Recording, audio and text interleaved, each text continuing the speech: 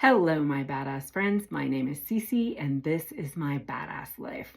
When last we saw each other, we were, many of us, reeling from the post-election results, and many of us started the grieving process of trying to sort and understand what would come next. And I recognize that I left many of you with concern about me, and I hope many of the other people that you loved. So if you haven't yet reached out to the people that you love and care about in marginalized communities and or cancer communities, or in those with chronic illness or disabilities, I highly recommend you do so, because while it is very easy to want to get right back on the denial bus and pretend like everything's going to be fine, many of us are still experiencing the roller coaster of emotions that go along with change and grief and fear, etc., etc. And so I decided to have a chat with you today, not to be Pollyanna, but to be realistic about what is next and what we all need to be doing for ourselves so that we can stay sane during this next phase of things.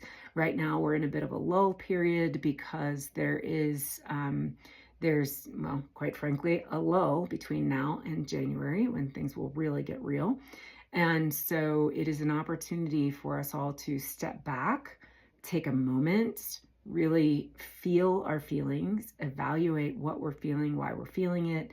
Are those feelings, feelings are always valid, but are those feelings something that you need to do something about in terms of planning, in terms of family planning, in terms of healthcare planning, in terms of living arrangements, et cetera, et cetera. There's a lot of things to consider right now. Financial planning, and so one of the things that we are still really struggling with are certainly the people in our lives who we know and love, who we know voted differently than we did, and who probably truly won't ever understand what the emotional impact of that was on us. And also then recognizing that, they probably voted the way that they voted because they feared consequences, just like we voted the way we voted because we feared consequences.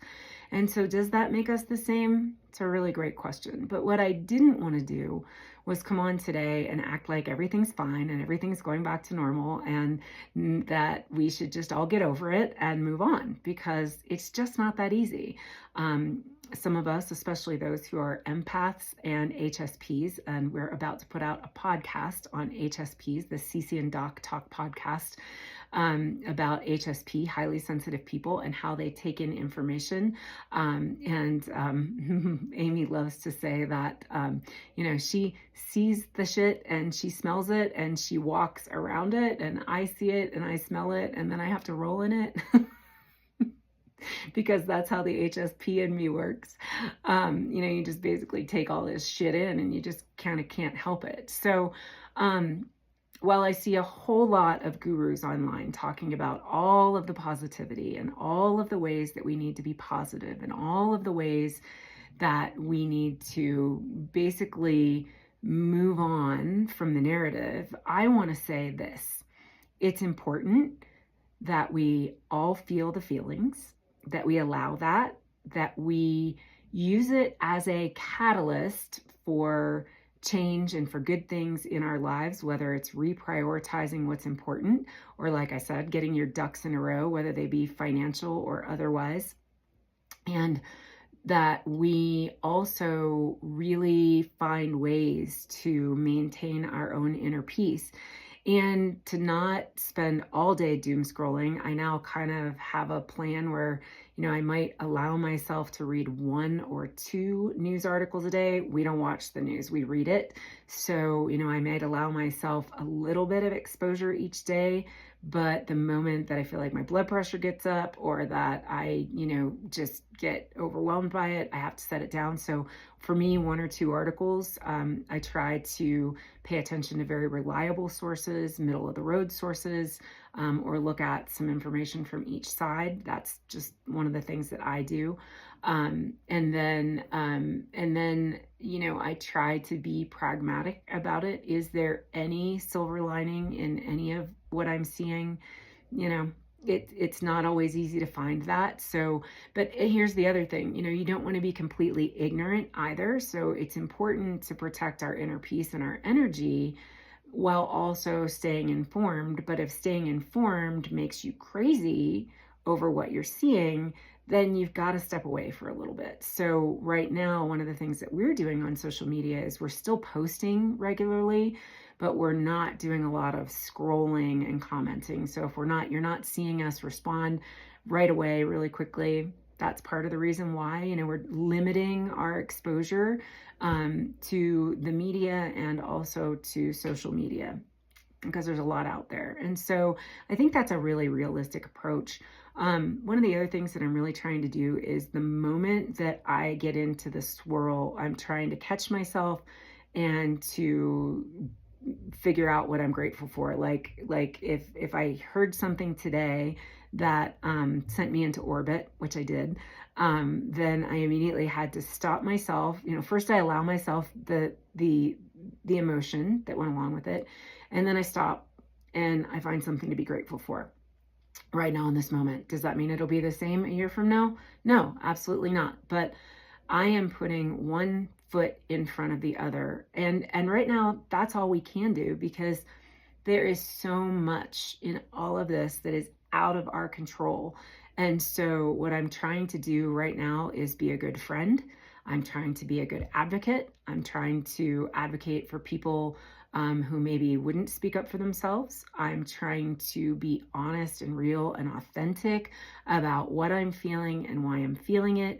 I'm trying really, really, really, really, really, really hard to be compassionate when I can, to continue to love the people that I've always loved, regardless of how they voted, even though I am incredibly hurt by it.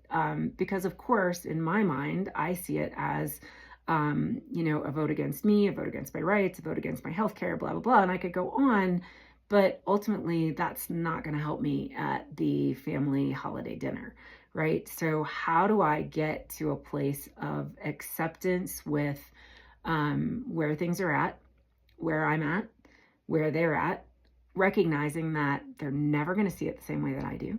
And most of the people who are, and this whole divide and conquer thing, right?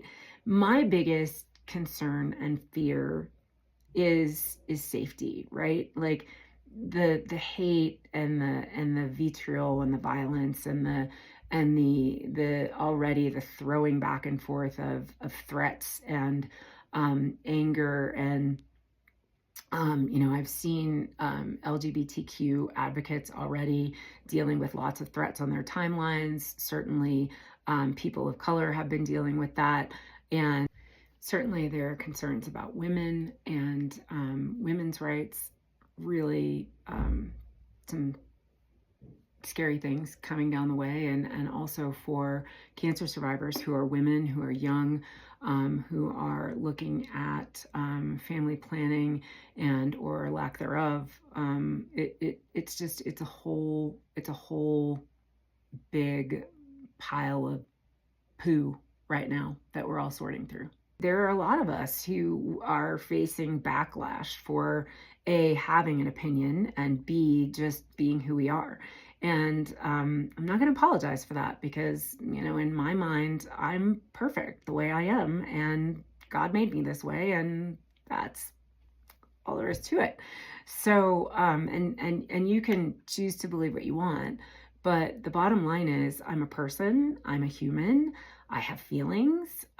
We all are, souls living in a human body trying to walk this earth. And right now there is light and there's dark. And some days it feels like the dark is winning.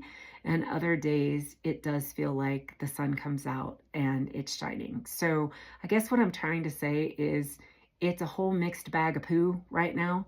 And you get to decide what you do with that. But whatever you decide is really okay because it's your choice. And you get to feel all of the things that you need to feel because it's about you. And so take the time that you need, find ways to center yourself. Meditation is incredibly helpful. I love a free app called Insight Timer. And I just do what you can to take care of yourself and stay healthy because all that stress and angst isn't good for your health. And so, constitutionally, we all have to stay strong. There's a lot that's going to be coming our way, and there are a lot of unknowns, but it certainly wouldn't be the first time. So I guess I'm just here to say, hang in there the best way you can. I love you. We're here for you, and be well.